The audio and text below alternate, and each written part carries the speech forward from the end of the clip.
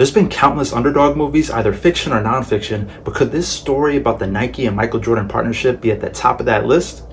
Let's go. The movie Air is the new drama based on the true story about the sneaker company Nike and how they were struggling to turn their basketball department around. The film's main protagonist is Sonny Vaccaro, played by Matt Damon, who is something of a salesman, recruiter, and a scouting agent. He kind of does it all when it comes to bringing in new basketball athletic talent to the Nike brand. However, some could say that he's not the best at his job since his department, which is the basketball department, has been struggling. The best department that keeps Nike afloat has always been the running department, since the market just loves Nike shoes for running. The founder and CEO, Phil Knight, played by Ben Affleck, is starting to lose patience with investing in Sonny and the basketball department since they have a bad track record, no pun intended. Their relationship is somewhat back and forth because they both want what's best for the company, so eventually Phil gives their approval for Sonny to take the biggest risk of his career in trying to sign only one player, that being Michael Jordan. The major risk in this move is because usually they spread out the budget to sign 3 decent players in hopes that one will have a huge basketball career, but this time around Sonny only wants to put the house money on Michael Jordan because Sonny sees something that no one else does. Well, maybe only one other person, that being Dolores Jordan, Michael Jordan's mother.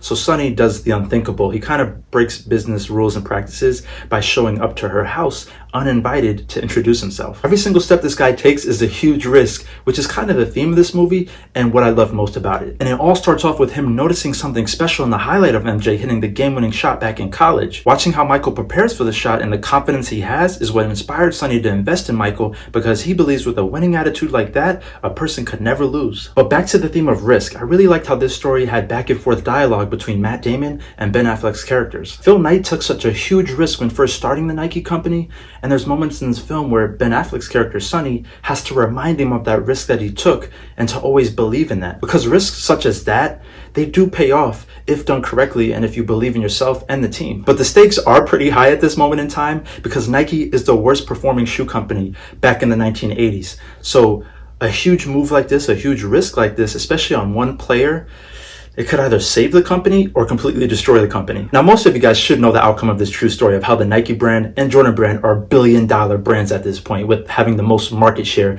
especially for the sneakers. So I'm going to stop talking about the story and focus more of this review on the acting and production. One thing I absolutely loved about this movie and had no complaints was the casting selection.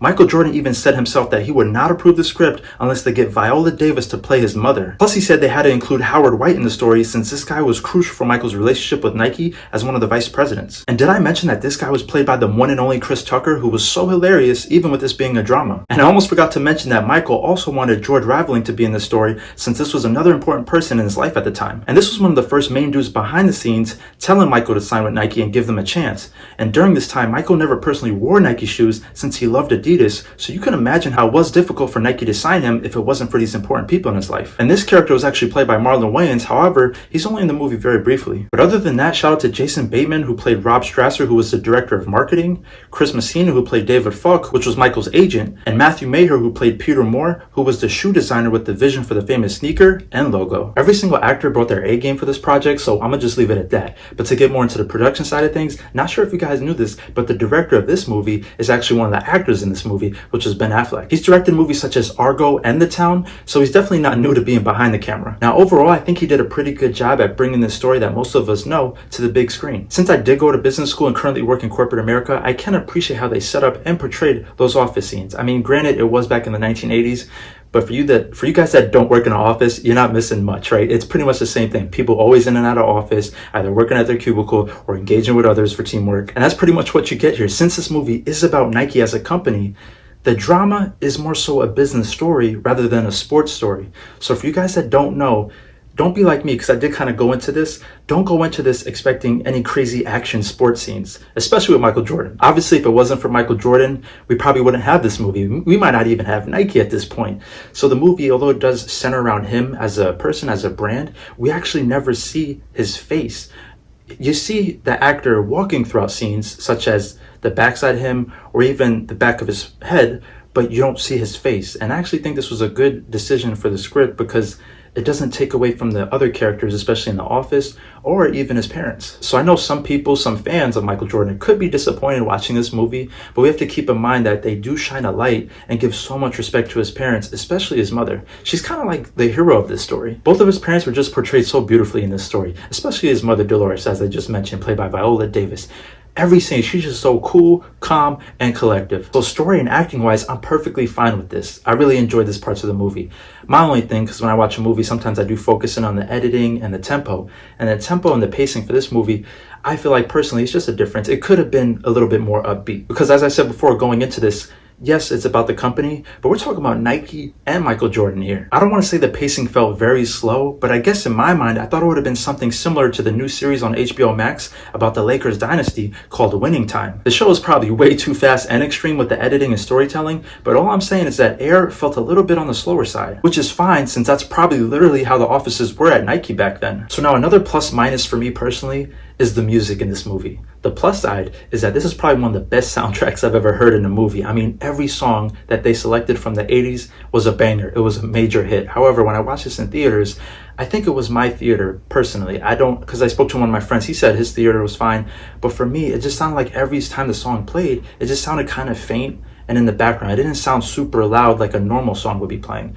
And for me, I do want to watch this again, not in the same theater, of course, but I want to see, am I losing my hearing? Like, what's going on? But let me know if you've also had technical difficulties in regards to the songs being played, especially in theaters. If you didn't watch this in theaters, if you got it on bootleg, don't even tell me about it. I'm not even trying to hear about your bootleg movies ahead of time. I mean, do people even have bootleg movies nowadays? Is that still a thing? I'm not trying to hear it regardless, especially if you got your jailbreak Amazon Fire Stick. Don't tell me about it. I'm not listening. I don't care. Y'all probably got all the Underdog movies on bootleg, from The Mighty Ducks, The Karate Kid, Rocky, Dodgeball, and Cool Runnings, which are all great. So where does Air fall in this list?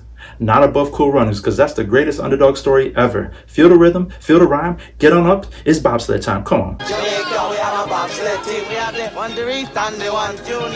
Listen, if you watch the movie, you know it's a jingle. It's my ringtone. It's not. Let me stop with the corny and the cringe. Now and then, I gotta sprinkle in some cringe. It's just how we do it here. But on a serious note, let's get back to being serious. Major shout out to Matt Damon and Ben Affleck, because see, I'm giving facts at this point. Not sure if you guys knew this, but they actually started their own production company called Artist Equity. And this seems like a special company because they said they vow to always give their cast and crew a piece of the profit instead of just a one-time lump payment, which is normally the industry standard. And this is significant because it ties into the movie with how Michael Jordan's mother, Dolores, actually negotiated for her son to always get a financial piece of his brand. Because let's keep it real, although business people do play a major role in creating some type of brand and selling it to the market, if it wasn't for these artists and athletes for some of these brands, you wouldn't have a product in the first place. So it's only right that they're deserving to always be compensated. I'm a sucker for underdog stories because I've been there time and time again. So to learn more about how Nike and Michael Jordan both took a chance and believed in each other is only proof that hard work, time, and loyalty pays off literally in dividends. Michael Jordan was the first to receive the type of contract that he did, and to this day, he's reaping the benefits him and his family is so well deserved. Although the movie could have been more upbeat and perhaps a little more drama, but not over dramatization like most entertainment,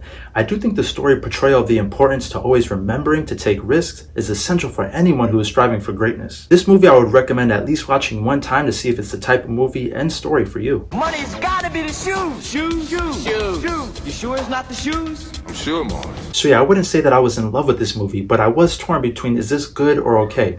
Obviously it's a good movie with just the acting alone, but for me personally, obviously the reasons I mentioned prior, the reason why I felt it was just okay. But I will most definitely be watching this again and hope to enjoy more the second time around. But if you enjoyed this video, then consider clicking that like button and subscribing if you're new to the channel. This way you can stay updated with more fun reviews uploaded weekly. And thank you so much for watching. I'll see you all on the next one. Peace.